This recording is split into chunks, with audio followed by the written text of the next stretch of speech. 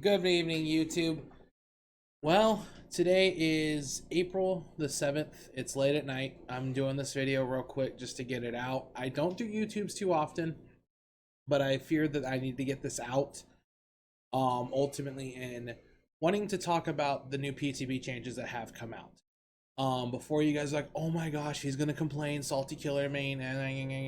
No, I'm actually here to say thank you, BHVR, for actually doing something. For a while, you guys have actually done pretty well.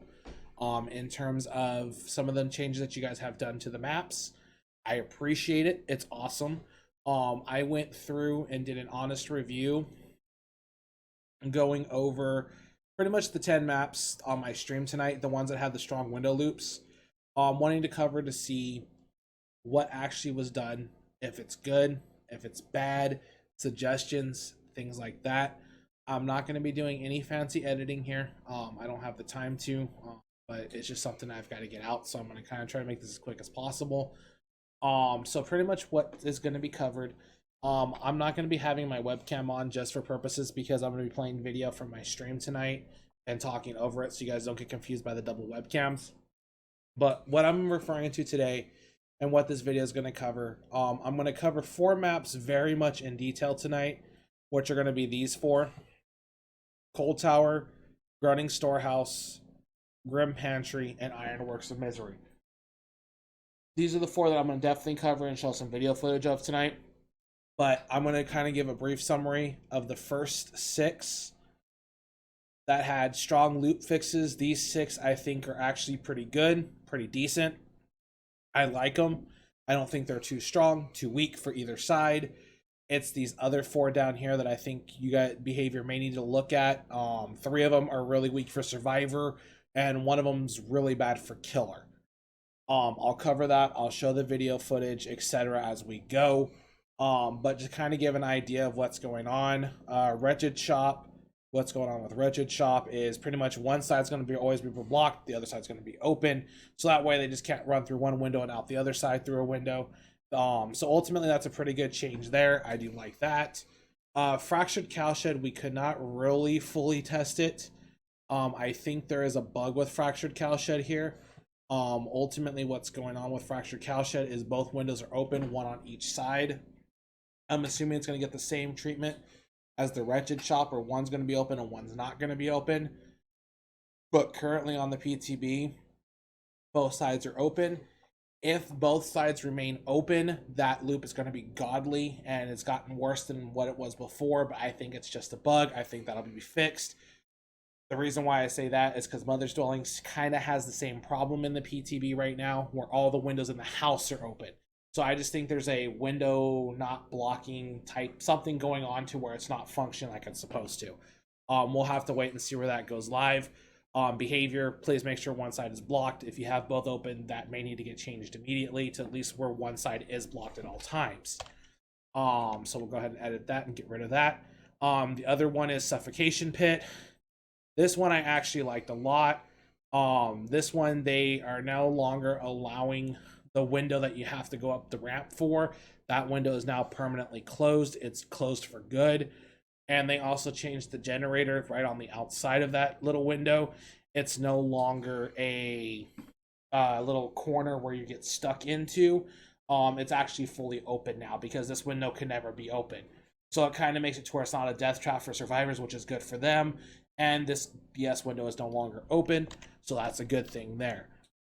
They did change Badham Preschool. Not really changed it too much. Nothing to where I was like surprised about.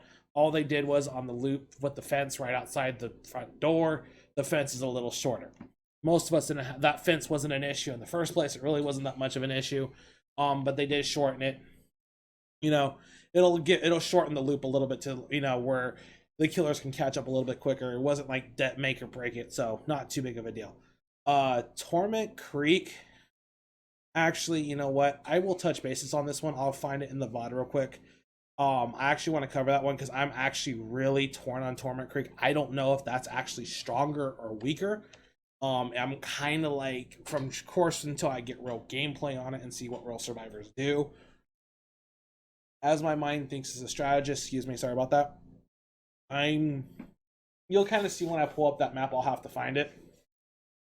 But it's like, it's kind of one of those, I'm like, I'm torn. Is it really strong? Is it really not strong? I'm not sure. It's kind of like right there, and it's right there where it could be too strong and it could be too weak. That one will need a little bit more testing before I can verify that. Rancid Abattoir, or however you want to pronounce it for those that are grammar experts. Rancid Abattoir has changed the base style fencing that is inside of the area where the gen usually is, and both windows are open. That could be a bug. It might only be one, might be both. Either way, doesn't matter. Even with both windows open, it's not a big deal with the door placement. Also, right now in the PTB, you're able to hit over the fence if they're too close to it. You couldn't do that before the PTB, but you can in the PTB now. I don't know if that's a bug, if intended or not. Behavior, if you're watching this video, that way you guys can look at it. Well, you know, that's what this is here for. Okay, so let's go ahead, and I'm going to go ahead and right now, for starters, we're going to go ahead and I'm going to find it in the VOD real quick. I'm going to look for Torment Creek real quick. Give me 1 second here. I had it set for Coal Tower. Okay, so right now, what I'm kind of torn on right now is how strong is this loop right now? Because let me get to a good spot here in the video. Okay, so for those who do not know, let me get over here to the start here. All right, let me get into the entrance here. So what I'm kind of confused on, you've got the window, and now you've got this door with this pallet going to the right. That pallet is not a safe pallet.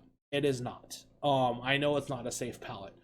But what my one concern is with this, as the video kind of plays a little bit, is with this side now being open, this survivor can kind of short loop a little bit, and mind game kind of like, it kind of turned this loop into a Killer Shack loop-ish kind of situation, where I don't think it's too strong because a Killer Shack is a Killer Shack, but at the same time, it's kind of like, I don't know if I would just rather have it been blocked off completely either, because it's kind of like, as much as I look at the game competitively, I'm not trying to look at it competitively. I'm trying to look at it where it's fair from both sides.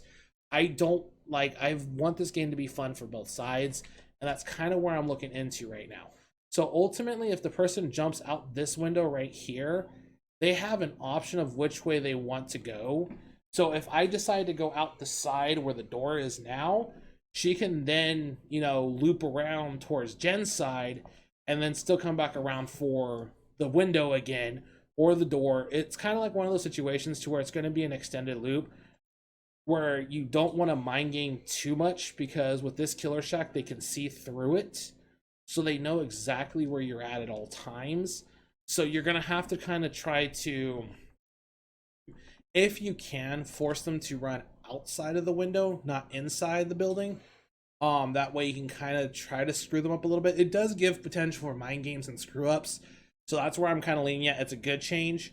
But then there's also opportunities where this loop can actually be pretty strong still, which that's good for survivors. So it's kind of like one of those, I actually think it's a really good balance, because it can be good for either side because both sides can properly mic. Excuse me. So in the end, actually, now that I'm thinking about it a little bit more, Torment Creek, actually, I think it's more balanced for both sides.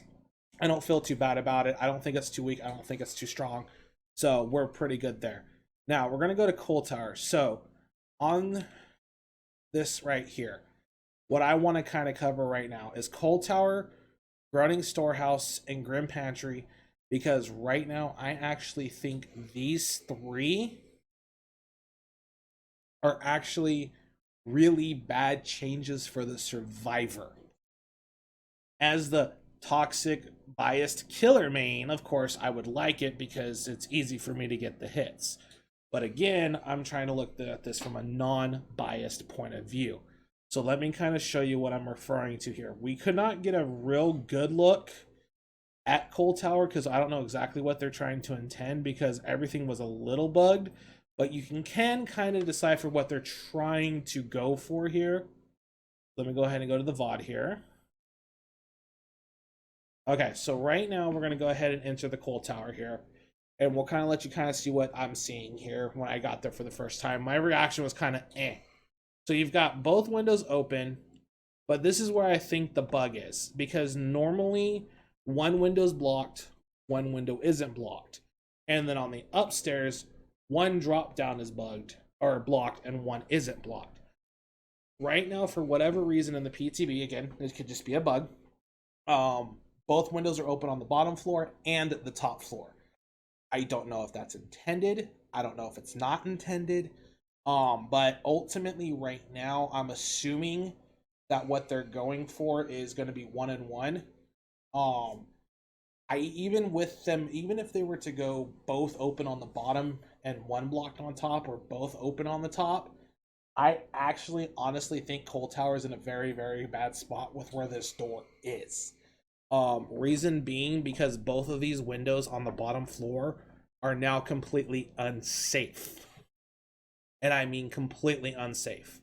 And later on in the video, I'll kind of show it here, because no matter what happens and where she loops, I can easily spop out that door on either side. So like, let me see here. Let me see if I have the spot here where it shows it. So if I run in here, so they kind of changed the outside too. There are no more long cars, so it's all open around the building. So you can go completely around the building. But what I'm kind of looking at, see if I can get a clear shot. I may just go back to the top here. Because if you look how close these windows are, no matter which way they jump, because if they jump through this window right here to the right, and say, for example, you're entering from that door right there, you can easily just backtrack going backwards and cut them off from that back window. But if they jump through that window where you can kind of see the neoplane right there on top of the wire spools, you can literally jump that window, you go out that door, and it's a quick chase. And you're pretty much almost a guarantee to hit, unless they've got like life. I really think what needs to happen here for the Coal Tower is they need to seal up where that door is right now. Make one of those windows that are open currently the door, and have the other one the window. That way there's at least a little distance for the survivor, so it's not make or break. Because ultimately the way where that door placement is right now, I really do feel that's an easy hit for killers. Especially if you're kind of near close to them. The window pretty much doesn't do anything for the survivor. Now, granted, do I think the survivors always should have the freedom? No, but at the same time, I don't think the killer should get free hits either, all the time either. There needs to be play value. A window should at least give you a couple of seconds where these windows don't give you anything at all. Because it's very easy for the killer just to go around the outside of the door real quick and still get the free hit on you. So Coal Tower, my suggestion to behavior, seal up the wall that's right there. Literally seal that up, put that back to nothing. And then take one of these current open windows, turn that into the door, and then leave the other window open. And then of course you can alternate those as you want. But actually, in all honesty, I really feel that this is the window right here should probably just be the one that's currently open at all times. Because if the other one's the window, it could lead to some issues. But not so much. So ultimately, I really do feel it'll just be like another Killer Shack-esque style. Not too strong, not too weak, if they make that change. But where that door is currently right now, I think that's going to make it way too easy for killers and really bad for survivors. So that's map number 1. Now we're going to switch to Groaning Storehouse. This map does have alternatives. So I'm going to have to go to 2 different timestamps here for this. But ultimately for Groaning Storehouse, this is another one that I feel is a little too weak for survivors. I think they might have over-nerfed it a little bit. So let's go ahead and go in here. So once you get in here, I'll kind of explain it. So right now when you get into here, they still have the standard 1 window blocked on this side and 1 window open, as you see there. And now they have, where the 2 windows could tend to spawn before, now one of them's a window and the other one's a door, and then they can be vice versa. Well, the problem is where I don't like this right now is for 2 different reasons. If you look now at that window that's straight ahead, that window is no longer a fast vault. But look where this door is. This door is so close to that window, it's Coal Tower all over again. The survivor is going to pretty much, you can just literally, if you're close to the survivor, you literally walk out the door and it's a free hit. But here's the thing. This is why it's a lot worse than Coal Tower. Or this box setup literally right here. This box setup forces the survivor to run to the side where the door is. These box tiles here, I think, need to get removed, or at least opened up on the other side of the window, of course, as well, because ultimately you're literally forcing the survivor to run in towards the killer as soon as they vault the window. So the killer comes out the door, you're just meeting up in a clash, and it's pretty much a free hit for the killer. Now, later on in the night, playing KYF, I could not get it to switch, but luckily for me, during the night, let me find the timestamp here. I actually played a pig game on the storehouse. So I was like, okay, so that's one iteration of the map. Could both iterations be bad? Because, of course, the windows can switch. So I went to Groaning Storehouse. Let's see if I can get here real quick.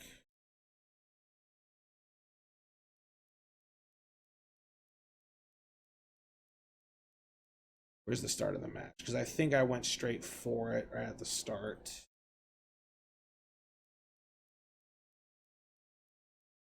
Okay, so it's kind of the same situation here. Door, and then they have the same exact thing here, where you've got these wire spools that force the survivors to the left, and the killers are forced to the right when they walk out the door. So right now, I think the obstructions on the outside of these obstacles on Groaning Storehouse need to be edited and removed. So that way the survivor could choose to move to the right if they chose to. But right now, the way it's designed pretty much makes it if the survivor uses that window, it's almost a pretty much guarantee the killer is going to get a free hit. Unless they're lucky and have a pallet right outside, which usually for the storehouse, there isn't usually a tile that close enough to those windows to get where they would be able to get to it. So Groaning Storehouse number 2. So either iteration of it is really bad in terms of where the window does become safe or unsafe. There are times where it will be safe if the killer's far enough away when you vault it, depending on which loop way you come from and stuff like that. But ultimately, I think the obstructions on the outside of the windows really hurt that loop in terms of where it can make it very easy for a killer and pretty much a guaranteed hit, which of course guaranteed hits should not be a thing. It should be where could be skill based on each side, where that loop can really make it to where a survivor really feels powerless using those windows. But other than that, that is going to be for Groaning Storehouse. So Cold Tower Storehouse, I would really recommend on the obstructions, kind of look at it a little bit, especially Storehouse. The obstructions are really bad right outside the windows. For Cold Tower, door placement is the biggest thing for that map because it makes either window completely and utterly worthless unless the survivor's got life. And ultimately, a survivor should not have to have life and because that could be on cooldown and stuff like that. Now, that's Cold Tower, that's Groaning Storehouse. Now we're going to move on to the third map, which is Pantry, which I also think is pretty bad for survivors. So let's go ahead and go back here real quick to the timestamp of Pantry. Okay, so on this map right here, they did make it to where you've got the window and the door right here. So now this is kind of having the same situation here for the survivors. If you look, let me get this to where you can see it here. You've got barrels literally to the right of when you exit the window. So you can do have a little bit more of an option because you can go straight and around them. But it kind of does give the impression that you can't break right immediately as soon as you get out of the window. And ultimately the killer's door is to the left. So the window itself is kind of unsafe-ish, not really. But what makes this window very unsafe is because with Grim Pantry, usually when you're near the pantry, the tiles really aren't there to support the survivor afterwards. So I ran this twice, but I'm going to see if I can show it here because B and Derpy kind of looked at it a little bit. But literally when you go out of the window, come on, there is literally no tiles anywhere nearby that window. Nothing.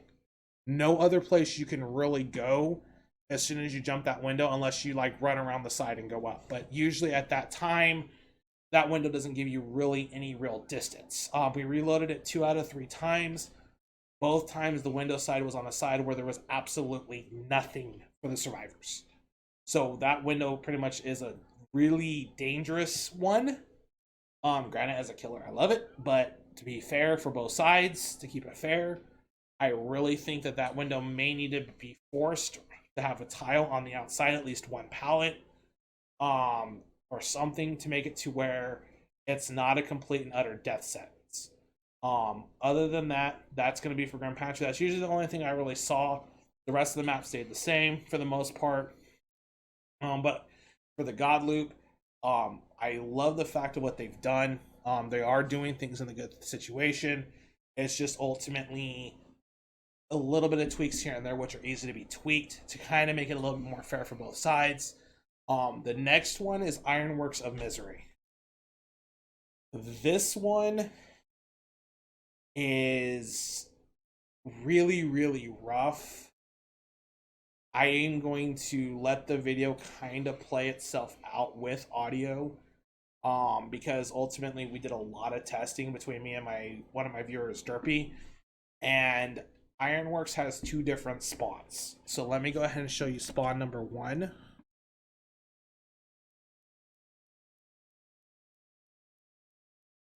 Which the window is in its current state, and the doorway is right next to the locker. This kind of has the same situation. So the Macmillan maps especially have been having this kind of situation to where I think they need to revisit them. On this version, you have those boxes right there that force the survivor to run towards the door. And ultimately, if the killer is anywhere even nearby when you're about to vault that window from the inside or the out, it makes it pretty much very simple and easy to hit, because they just can't run straight out or straight to the right. They have to run towards the door. And I really think that those obstacles should be removed, so that way it's not a guaranteed hit, because that makes that window very unsafe for the survivor. Now, on the flip side, the other way that this window can work is, let me switch over to it so you guys can see it.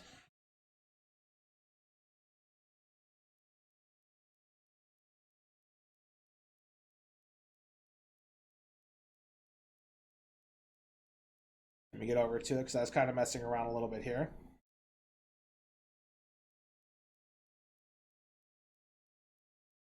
There you go.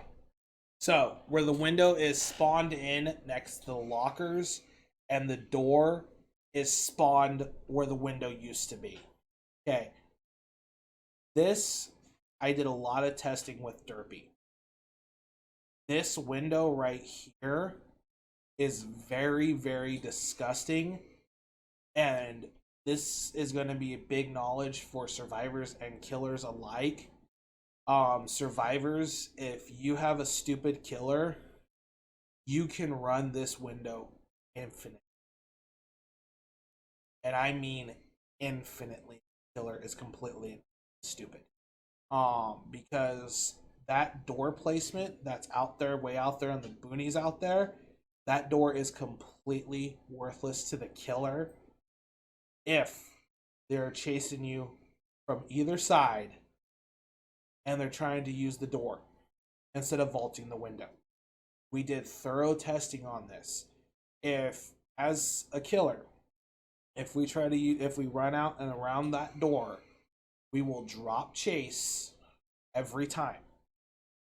And what happens when we drop chase is you no longer spawn the entity blocker when you're jumping that window. So ultimately, if the killer is using that door, no matter which way you're running, if you see that killer is using that door and not vaulting that window, you're going to be able to vault that window indefinitely with nothing stopping you. And then also, even with that, killers, you cannot chase the survivor from the inside out. You can, no matter what you do, you cannot chase them from the inside out. You have to chase them from outside in. You have no choice in that. Because I have ran the tests. I'll kind of let this video play out once I get it here. I'm going to skip from this first testing to the second testing so you can kind of see how we adapted to some things. But ultimately what happens if you chase from this way out they can always fast vault this window, and they always get enough distance to be able to get out around the other corner to where you break chase. So no matter if you go out the door or through the window, they will be able to break that chase, and they'll be able to run that window indefinitely. So the only way you're going to be able to stop that is by running from outside in. Because from running outside in, they medium vault that window. And ultimately that gives you just enough time to catch up to them to keep them in chase to force the entity blocker, because you're able to stay in chase. You get close to losing chase, but you get it back just in time to be able to keep it up to force that entity blocker. But when this window is in this position, that door is worthless to you 100%, well, 90% of the time. Unless the survivor is running to that window from the stairs. If they're running to that window from the stairs, that's when that door is useful to you.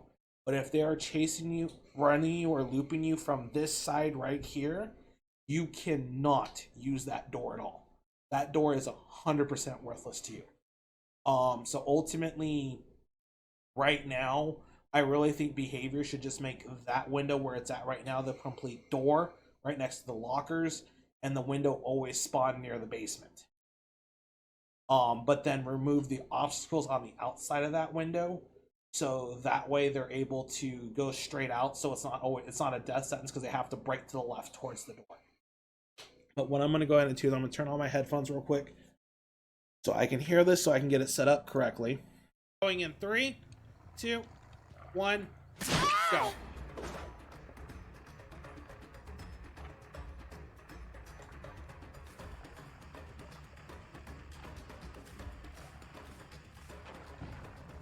Yep, you lose chase, and you can never gain it back.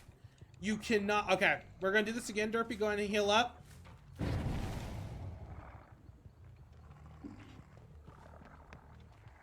Go ahead and heal up.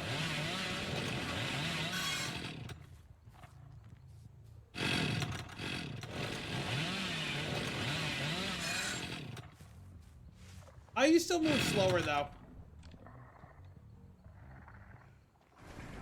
Okay, we gotta break chase here real quick. This time I'm gonna try vaulting the window. Okay. Going in 3, 2, 1.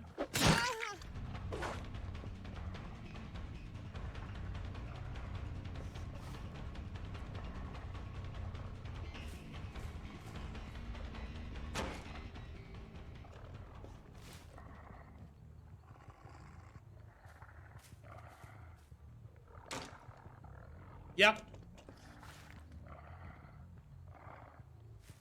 You can never regain the chase. Oh, I just did there.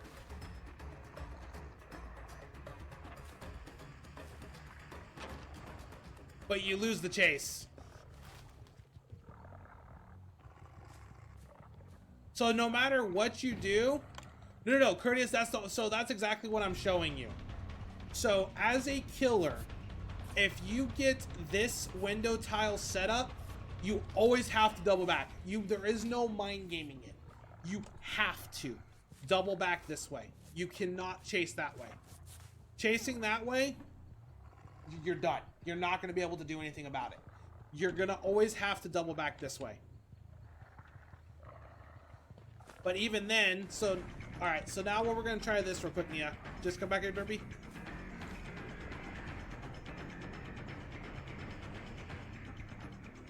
Okay, so I'm going to hit you, Derpy. I want to see if you can loop this 3 times successfully in a chase.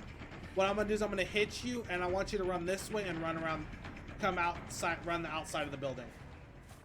I want to see if we have the same problem. So come over here. Come on. Come over here. Okay. I'm going to drop chase real quick, then hit you.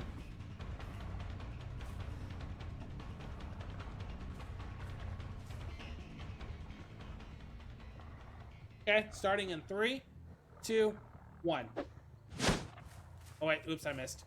3, 2, 1.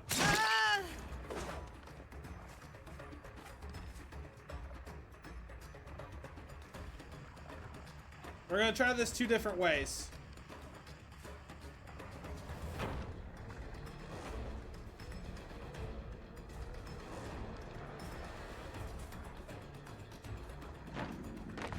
Okay.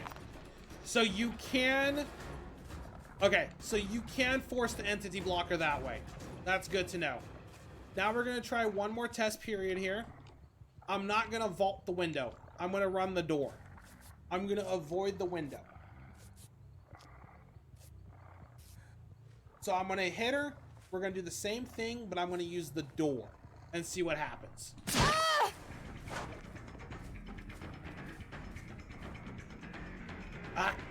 Oh, is it still blocked?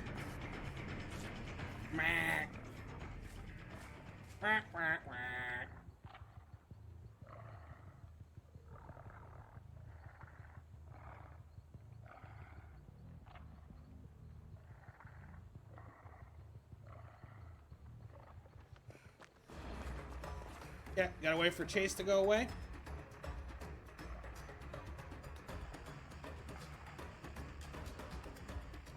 Okay, starting in 3, 2, 1.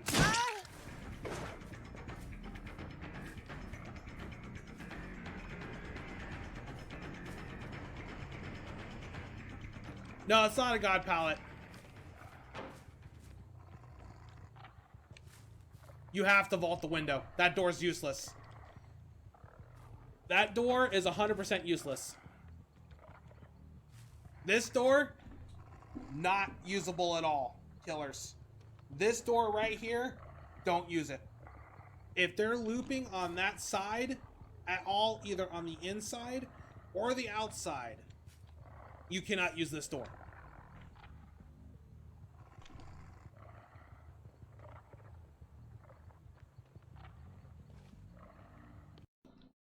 So the biggest thing here is what you guys kind of saw there was the fact that you guys cannot use that door either way. No matter what you do, there's no way that door is useful when they're looping from that one side, like I was showing you guys. Now, again, if they're coming from the stair side, that door is very useful. But the thing is a survivor can very easily either tank a hit and then run the loop normally, or run like from the other side, use the pallet on the outside. There's many things that they can use to get to the advantage of using the loop the correct way to avoid that first hit.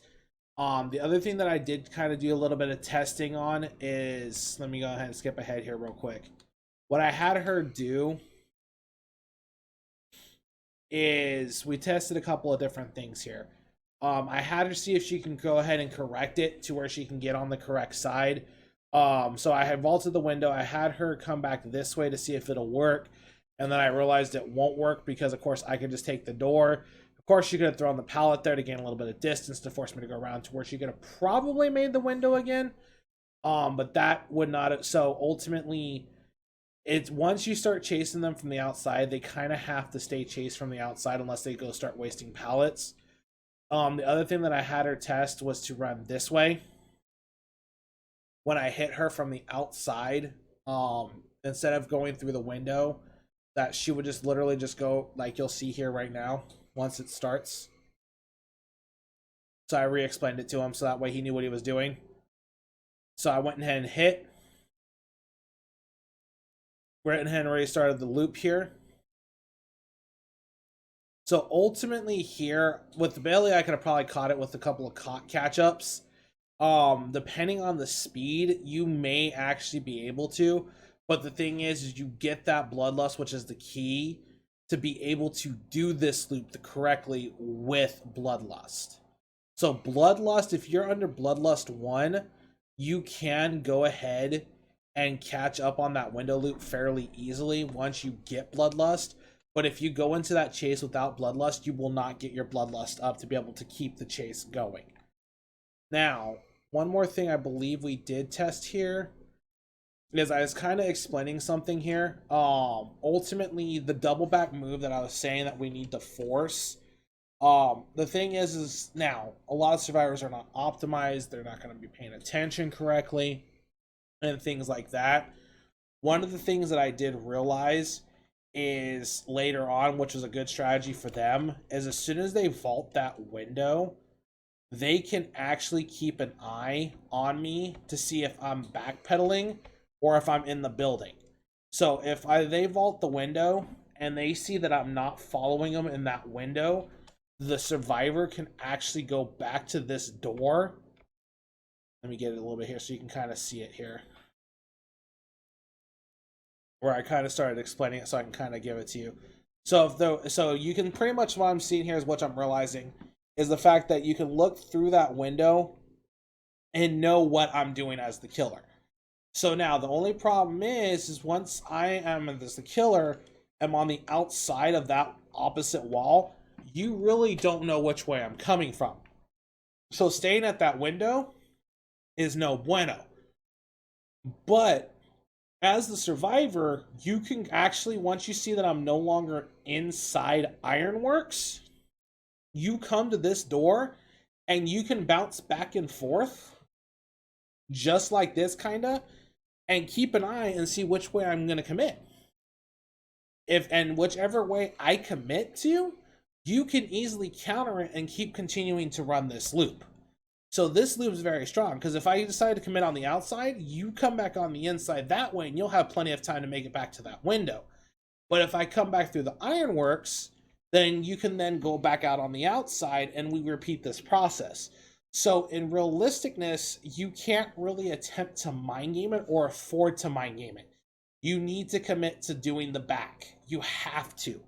There's no mind gaming it. You have to commit to it. You're going to have to literally run it counterclockwise. No, run it clockwise from the outside to prevent this, so that way you force that entity blocker to continue on and make them go from a different loop. But when the window is in this position right here, there is really nothing you can do as the killer. It's almost just like the original loop, minus the fact that on the stairs side, that's when it's unsafe. So they made it unsafe for the stairs side, but this big opening over here, the loop is still way too super safe. So for my suggestion and the fix to this one is they need to keep it where the window is currently at on live. Put the window there, keep it there. Put the door where these lockers are and never let them switch. And then move the rubble, the wire spool, and the box from the outside of the window. So that way, as soon as the survivor jumps that window, they're able to move straight and around the side of the building. So that way it's not a death sentence to them. But this loop right here, if killers don't respect it or understand it, they're going to get completely and destroyed on this loop. And survivors are going to learn it, because a lot of survivors like to learn these loops. They love to exploit them. They love to use them. And ultimately, this loop right here is going to be very, very dangerous, because now it's been completely shortened, so it's easier to break LOS as the survivor. So that way the killer cannot gain that bloodlust. But that is it for me on these maps. Out of the 10 that they've replaced the loops on, 6 of the 10 are good. I like them. 3 of them need to be fixed for survivor aspect in terms of Groaning Storehouse, Cold Tower, and Grim Pantry. This one has an iteration that's both bad for both sides. The easiest fix is to keep it to where the door is by the lockers. Window is where the window currently is. And then remove that rubble on the box and the wire spool from the outside of the window. And that would make this loop a little bit more safe for everybody. But that is it for me tonight, YouTube. I try to keep this short. I try to keep it sweet. But behavior, again, thank you for what you guys have done. I hope you guys see this video. I hope it kind of helps you guys understand what's going on. All of them are easily fixable. They're not bad. You guys have done a good job. It's not the perfect fix, but it's a great step forward. I appreciate you guys finally stepping up and doing some health changes. But other than that, guys, my name is Marth. I love you guys. Stay frosty. I'll see you guys in the next video.